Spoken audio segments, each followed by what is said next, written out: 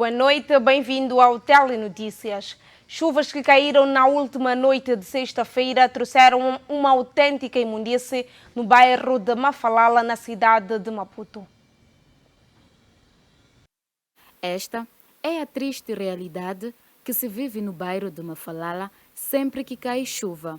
Um bairro que já pede uma intervenção governamental, é o que os residentes do mesmo afirmam. Aqui nessa área aqui praticamente vivemos que nem porcos. Porque nessa zona quem não tem dinheiro vive que nem um porco. E o porco também merece viver num lugar exato e normal. O nosso governo do A30, sempre que vamos fazer voto, votamos que o homem nos ajude. Mas estamos a ver que os nossos votos é a mesma coisa, a gente não fazer nada. Votar como não, você sempre é um porco.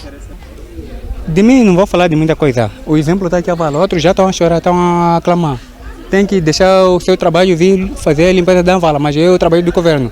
Quando a gente vai fazer a compra da iluminação, vem taxa de lixo. Não sabemos porque a taxa de lixo vai para quem ou de onde sai. Cavar no seu quintal para o lixo é a mesma coisa. Levar para lata de lixo é a mesma história. Por este fenômeno, munícipes pedem a intervenção do governo com vista a evitar tais dilemas. É um bairro desde 1974, sempre foi um bairro de cheias. Então, logo percebe-se que o solo já está saturado. Então, é preciso mesmo haver limpezas, drenagens, essas coisas, para as águas poderem correr, porque quando chove, é uma lástima, uma tremenda lástima mesmo. Então, é uma coisa que pede-se a quem de direito para ver se que podemos ter uma solução boa. Estamos a pedir mesmo para que o governo possa minimizar essa situação, né? Porque estamos a sofrer, né? Não se justifica, estamos num país em si, né? Cheio de água, esse tipo de coisa, né? Outro fenômeno aliado a esta lamentável situação é a presença de malfeitores que aproveitam-se da falta da corrente elétrica para saquear os bens. Apoio pela zona. Temos falta de iluminação, não na minha zona. Há outras zonas que também choram e clamam por cadê? Quem é iluminação? Não temos, primeira coisa. A bandidagem queremos reduzir nas zonas. A polícia quando vem aqui só vem recolher o que é nosso, que é o valor. Hora H não há nada a fazer. O ministro das Obras Públicas, Habitação e Recursos Hídricos, João Machatine, defende mais investimento no setor da água. O ministro das Obras Públicas, Habitação e Recursos Hídricos, João Machatine, falou recentemente no Fórum Jornada das Águas que Moçambique deve investir mais no setor de modo a garantir que o líquido precioso chegue a todos. O fórum contou com a presença de vários investidores, dentre os quais públicos, privados e estrangeiros, com destaque para as intervenções dos ministros das Obras Públicas, Habitação e Recursos Hídricos, João Machatine, e do Ambiente e da Ação Climática de Portugal, João Fernandes. Na ocasião, os dois defenderam a necessidade de se investir mais no ramo das águas. Que por mais que não queiramos admitir, existe. Temos o grande objetivo de prover água da mesma forma, qualidade e quantidade a todos os estratos sociais. Para nós, não é motivo de satisfação. Os indicadores foram aqui partilhados, de que a cobertura na zona urbana é de cerca de 80%, 83%, e na zona rural é de 53%. João Machatine falou dos problemas, projetos e possíveis soluções na operalização do setor, sublinhando a relevância do uso racional da água no país. A demanda de água está a ganhar uma velocidade tal e que o conhecimento da utilização deste mesmo recurso não está a conseguir acompanhar. E é importante que avancemos rapidamente com a literacia da água. Na mesma senda, o ministro do Ambiente e da Ação Climática de Portugal, João Fernandes, fez saber da importância da cooperação no país. É de facto uma oportunidade excepcional de transformação E foi esta oportunidade excepcional de transformação que Sua Excelência o Presidente da República, Filipe Nyusi, deixou claro.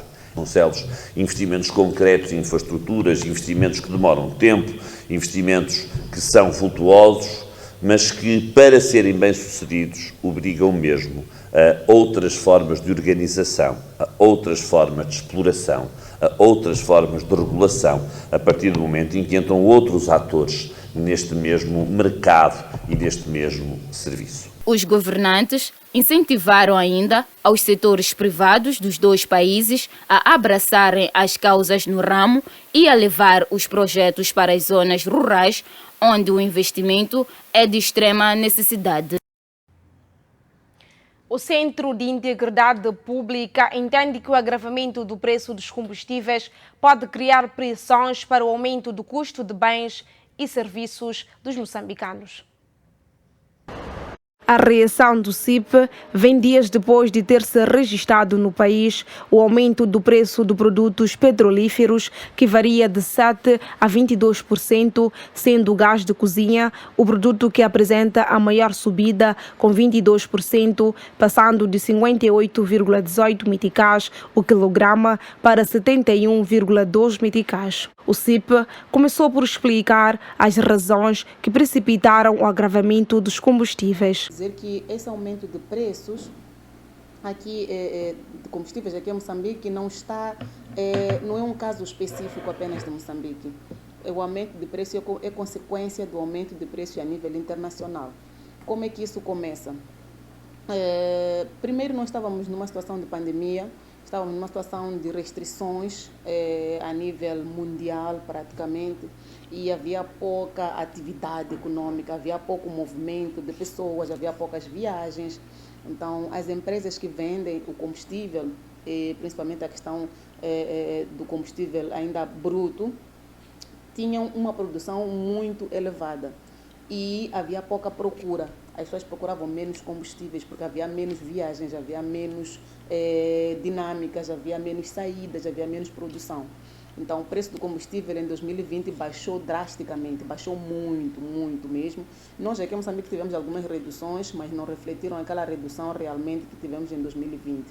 Então, quando entramos em 2021, começamos a ter um certo relaxamento em termos de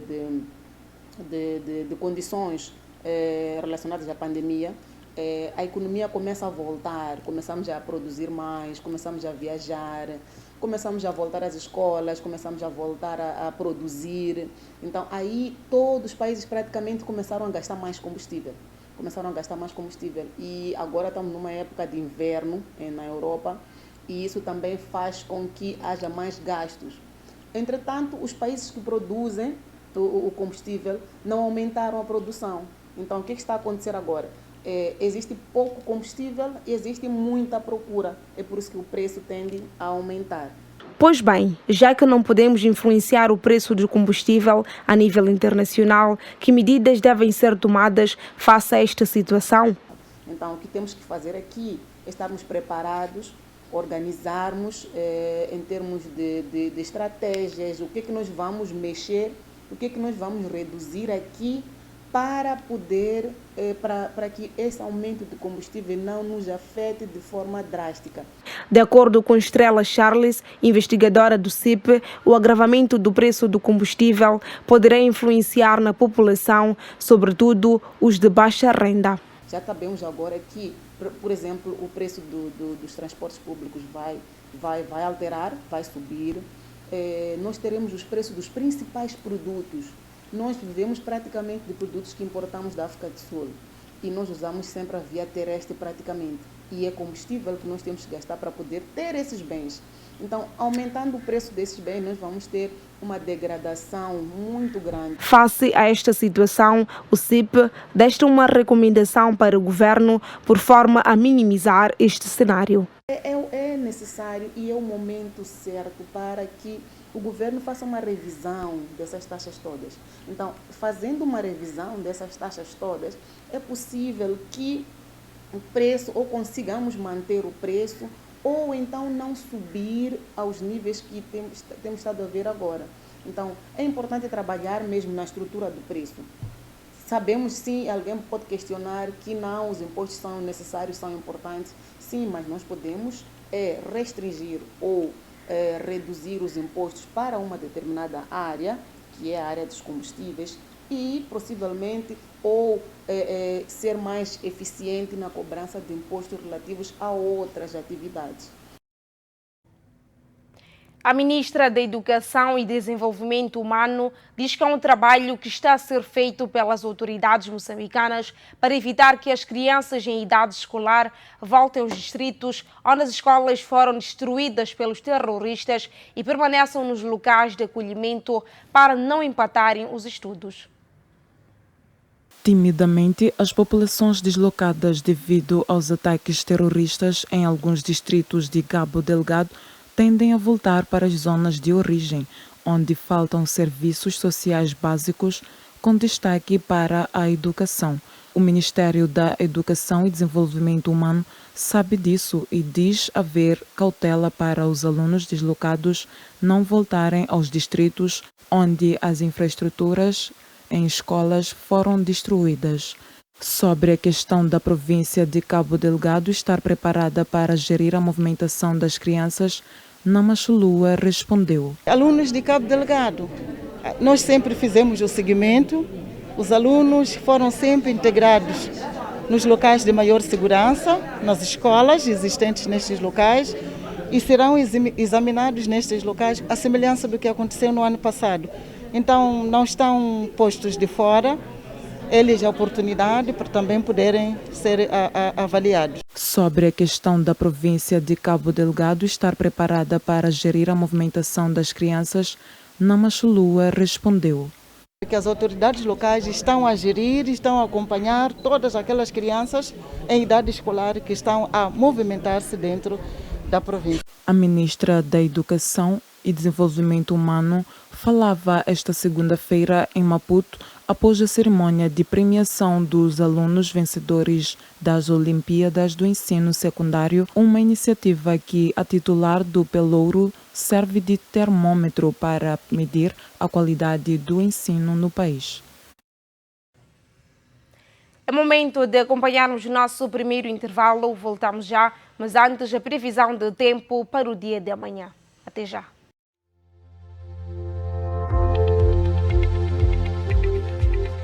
Zona sul do país. Maputo vai registrar uma máxima de 29 e uma mínima de 23. Xaixai vai registrar uma máxima de 36 e uma mínima de 22. Inhambane vai registrar uma máxima de 29 e uma mínima de 23. Zona centro do país. Beira vai registrar uma máxima de 31 e uma mínima de 23. Chimoio vai registrar uma máxima de 36 e uma mínima de 18. Tete vai registrar uma máxima de 44 e uma mínima de 26. Climane vai registrar uma máxima de 35 e uma mínima de 21. Zona norte do país. Nampula vai registrar uma máxima de 38 e uma mínima de 19. Pemba vai registrar uma máxima de 28 e uma mínima de 23.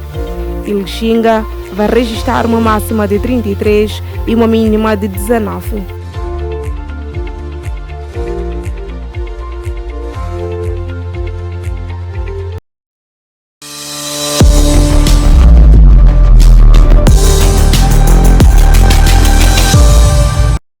Junta-te a nós, venham todos levantar a voz, diga não ao canto da mama. Então nós, como Organização da Mulher Moçambicana, queremos apelar a todas as mães para ter essa cultura de sempre fazer um passeio para ver qualquer coisa estranha que está no seu corpo. Ir ao posto de saúde, não dizer, se sentir alguma coisa, diz, isto vai passar. Vai passar. Às vezes não passa, é mesmo o campo da mão. Portanto, todas nós temos que fazer esse trabalhinho, é muito simples. Quem é que não pega na sua mama todos os dias? Todos os dias vamos tomar banho. E nesse momento, a gente pode fazer o teste. Depois de fazer o nosso teste, aquilo que sentirmos de estranho, é melhor ir a quem sabe mais. Também queremos apelar que esta iniciativa não seja só para o mês de outubro, seja uma iniciativa para sempre. Toque, toque, toca, pode salvar a tua vida. Junta-te a nós, venham todos levantar a voz, diga não ao cancro da mama. Queridas filhas e irmãs, no caso de sentires um caroço na mama, dirige-se imediatamente a um centro de saúde. Mais vale prevenir do que remediar.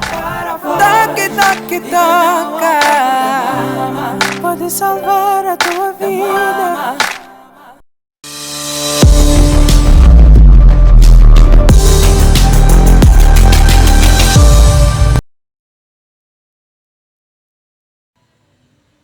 De volta para a segunda parte do Telenotícias para assim dar continuidade, mas agora para olhar a atualidade internacional. Casos de Covid-19 no continente europeu estão a preocupar a Organização Mundial da Saúde.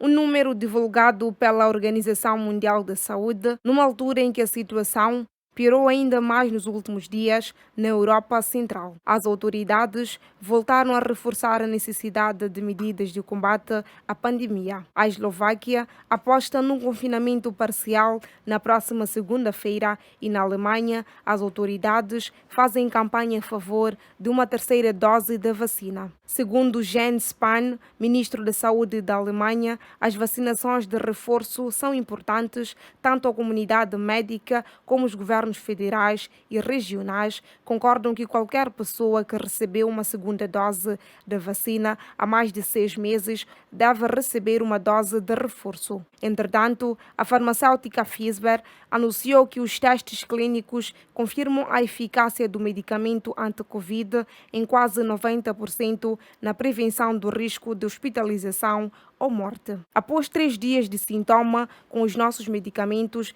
tem 89% de proteção contra doenças que levam à hospitalização e os dados indicam uma percentagem de 100% de proteção contra a possibilidade de morte. E mesmo se der início ao medicamento, 5 dias após a contração da Covid-19 com sintomas, tem 85% de proteção, diz Michael Dosten. Segundo os últimos relatórios, a pandemia de Covid-19 matou mais de 5 milhões de pessoas em todo o mundo desde finais de dezembro de 2019, mas a OMS estima que a taxa global pode ser 2 ou 3 vezes superior. As chuvas fortes dos últimos 2 dias provocaram inundações repentinas e afetaram várias partes do Sarajevo, em Bósnia. Aldeias da região circundante da capital bósnia também foram afetadas, principalmente as zonas ao longo dos rios. Casas e empresas ficaram inundadas e várias estradas locais ficaram submersas no sudeste do país, forçando algumas escolas a cancelar as aulas. A maioria dos bairros de Sarajevo ficou sem eletricidade por causa da inundação de algumas principais centrais de energia da cidade. Dezenas de pessoas tiveram de ser evacuadas das suas casas do subúrbio de Sarajevo, em Otis e na cidade de Konjic, cerca de 50 quilômetros a sudoeste da capital. A chuva começou na tarde da quinta-feira e as previsões dizem que continuará a cair até o próximo domingo. O mau tempo lembra as aldeias que afetaram cerca de 1/3 da população bósnia em 2014. E sobre o novo coronavírus, voltamos ao continente europeu, onde continua a ser o epicentro da nova vaga da pandemia. A maioria dos países da Europa Central e Oriental vacinaram cerca de metade da sua população, ou menos, uma taxa inferior à média da União Europeia de cerca de 75%.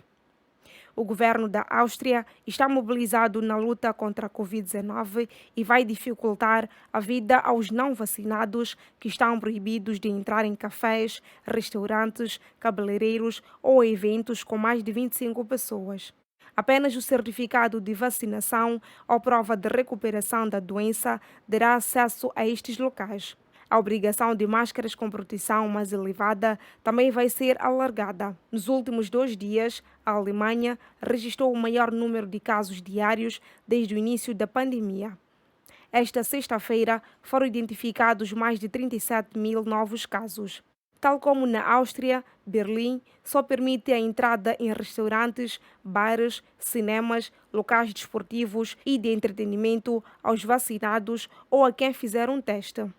Os testes antigênios já não são válidos. Na Roménia, as crianças das escolas, onde a taxa de vacinação entre os professores ultrapassa os 60%, podem assistir fisicamente às aulas a partir da próxima segunda-feira.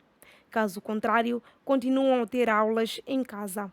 A taxa de vacinação entre o pessoal da educação é superior a 80% em Bucareste. Quase metade das escolas em todo o país tem uma taxa de vacinação entre os funcionários e docentes superiores a 60%. Na Croácia, as autoridades registraram o maior número de casos diários desde o início da pandemia. Mais de 6.332 mortes. Alarmadas pelo surto, muitas pessoas estão a aderir à vacinação ou a pedir doses de reforço. Os médicos alertam para o aumento da pressão nos hospitais.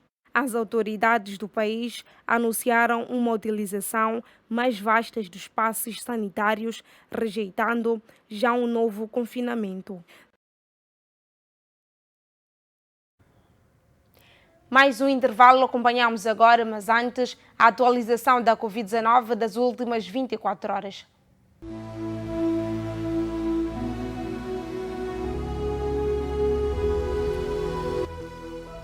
Nas últimas 24 horas, 15 pessoas testaram positivo ao novo coronavírus.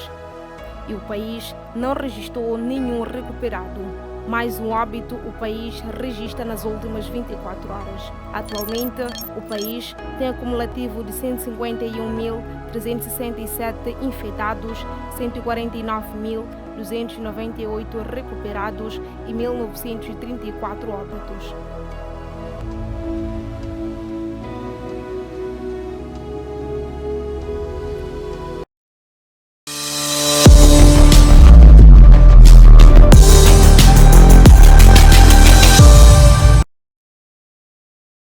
O coronavírus é um inimigo invisível. Contudo, usando corretamente as medidas de prevenção, é possível vencermos esta pandemia. Juntos, somos capazes. Fique em casa. O estigma e a discriminação podem fazer com que as pessoas infectadas pela Covid-19 escondam a doença ou não tenham acesso aos serviços de saúde. Não discrimine a pessoa infectada e encoraje-a à adoção de medidas de prevenção. O uso da máscara, o distanciamento social e a lavagem das mãos devem constituir o dia a dia de todos nós. Proteja a si e a sua família. Seja um educador sanitário. Juntos, podemos vencer a Covid-19. Moçambique, stop Covid-19.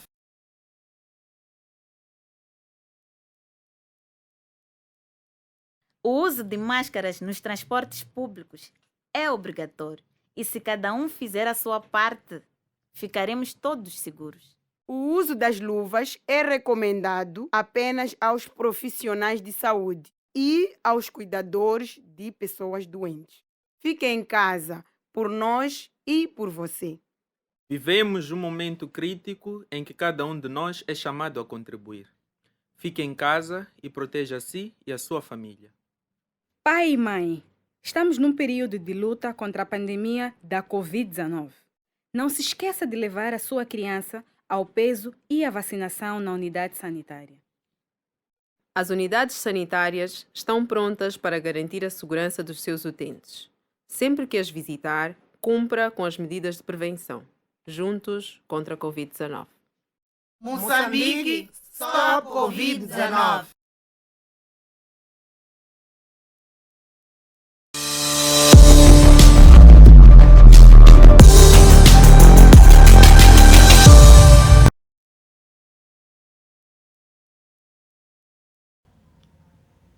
agentes desportivos pedem a elitização do desporto moçambicano.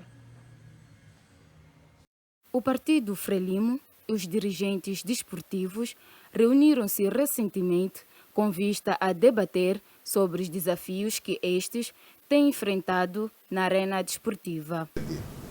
Nós viemos aqui, neste contexto, iniciar este processo, conversar de forma aberta convosco, a escutar aquelas são as vossas opiniões, aquele que é o vosso pensamento, particularmente nessa questão da prática da atividade desportiva na nossa cidade, por um lado, mas também dos desafios que a nossa cidade enfrenta e como, em conjunto, podemos ultrapassar. Os dirigentes apontam os campos como um dos desafios para uma prática do desporto de qualidade, olhando para a não reabilitação dos campos. A coisa que eu queria colocar em cima da mesa, na minha intervenção, tem a ver com a reabilitação dos recintos desportivos nos bairros. Caso concreto do meu bairro, lá na Caniço, temos lá o campo do Estádio Municipal 7 de Abril, o campo da Furaredes e também temos o campo de CLH. O que acontece é que estes campos, em termos de terreno, do jogo, deixam muito a desejar. Queríamos pedir a quem é de direito para que nos ajudasse com a terraplanagem do terreno para que houvesse melhor prática desportiva. 3 anos atrás arrancou uma obra de reabilitação que depois parou a meio, mas nós percebemos que o modelo que se pretendia seguir, entregar a um privado e depois deixar a comunidade de parte, não era o melhor modelo e nós denunciamos isso. E portanto, a obra parou, tem um tanque de água, blocos e ninguém nos explicou nada. O secretário-geral da modalidade de natação, Caetano Ruben, afirma que a elitização no desporto é um fator que fragiliza a área. É a questão da planificação. O desporto, os problemas que estamos aqui a levantar, eu penso que ao nível da base, ao nível das cidades, ao nível das províncias, dados os problemas que o desporto enfrenta, devia ser solicitado para também participar, apresentar aquilo que são as suas dificuldades. Os clubes estão a morrer, como disse o vice-presidente de futebol e os outros que o seguiram, que estamos preocupados em criar mais clubes e esquecer o atleta. Então, penso que nós estamos a voltar, estamos a esquecer aquilo que foi a nossa gênese. Estamos a elitizar de novo o desporto. A cultura brasileira está de luto. A cantora Marília Mendonça perdeu a vida esta sexta-feira na sequência de um acidente de viação. A cantora tinha 26 anos de idade e deixa um filho menor que completa 2 anos em dezembro próximo. Quero ser como criança. Segundo escreve o Notícias ao Minuto, o avião onde seguia Marília Mendonça despenhou na Serra de Caratinga, interior de Minas Gerais. Numa primeira fase, tinha sido noticiado que a artista brasileira tinha sobrevivido ao desastre, mas a imprensa brasileira avançou com a notícia da morte. Já a assessoria da artista confirmou, entretanto, a informação através das redes sociais. Com imenso pesar, confirmamos a morte da cantora Marília Mendonça, seu produtor Henrique Ribeiro, seu tio e assessor Abiciel Silveira Dias Filho, do piloto e copiloto do avião, os quais iremos preservar os nomes neste momento. A cantora nasceu em Cristianópolis a 22 de julho de 1995. Em 2016, tornou-se uma estrela do sertanejo e aos 26 anos já contava com grandes sucessos como Infiel e Eu Sei de Cor. Antes de ser intérprete, dava já cartas como compositora. E acreditar em ti.